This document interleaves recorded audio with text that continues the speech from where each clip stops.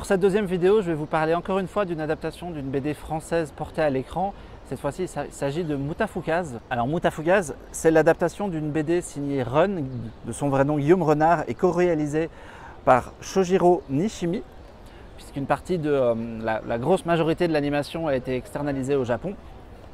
C'est un univers assez particulier pour ceux comme moi qui ne connaissaient pas la bande dessinée. Ça se déroule dans une ville américaine de la côte ouest, probablement Los Angeles ou San Francisco, dans des quartiers dégueux avec des déchets partout, des immeubles en ruine et des personnages qui sont là pour glander. Et le héros est un petit personnage avec une tête noire, vraiment une tête noire, c'est-à-dire vraiment comme une boule de bowling sans oreilles, sans nez, juste des yeux avec des paupières inversées et noires.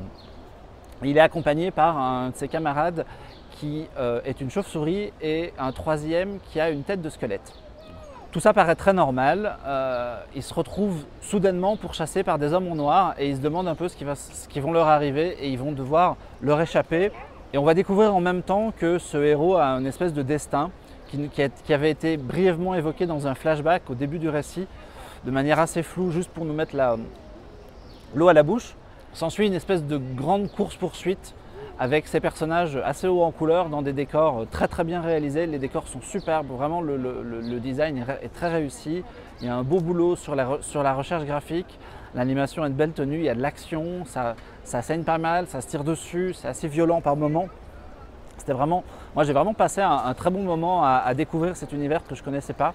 J'ai deux petits bémols. D'abord, moi j'ai trouvé la musique signée Toxic Avengers complètement à l'ouest. C'est de l'électro qui passe à côté de son sujet, qui fait un peu sortir le spectateur des images et c'est un peu dommage. Et puis à l'écriture, il y a un peu le syndrome de la BD adaptée où on a voulu mettre toute la série dans le film pour vraiment raconter toute l'histoire. Il y a vraiment des moments où c'est rushé. Il y a des moments où il y a certaines scènes qui sortent d'un chapeau. On nous montre par exemple très brièvement que dans cet univers-là, il y a des super-héros qui font de la lucha libre, qui apparaissent à la fin, qui construisent une fusée pour sauver le monde. C'est vraiment tellement rushé qu'on a vraiment du mal à comprendre où ça veut en venir, même si voilà, à la fin, il parvient à recoller les morceaux et le récit finit par se tenir. Il y a un peu ce souci-là. Cela dit, c'était quand même un super film. Ankama a fait du bon boulot. Run a fait du bon travail. Malheureusement, à l'heure où on enregistre cette vidéo, il n'a pas de distributeur, il n'a pas de date de sortie. Ça va être un peu compliqué parce que l'animation française, les distributeurs qui se chargent de l'animation en France ont toujours tendance à penser que ce sont des films pour enfants. Là, c'est vraiment de l'animation pour ados et adultes. Et j'espère qu'il va trouver preneur parce que c'est un beau projet qui mérite d'être soutenu.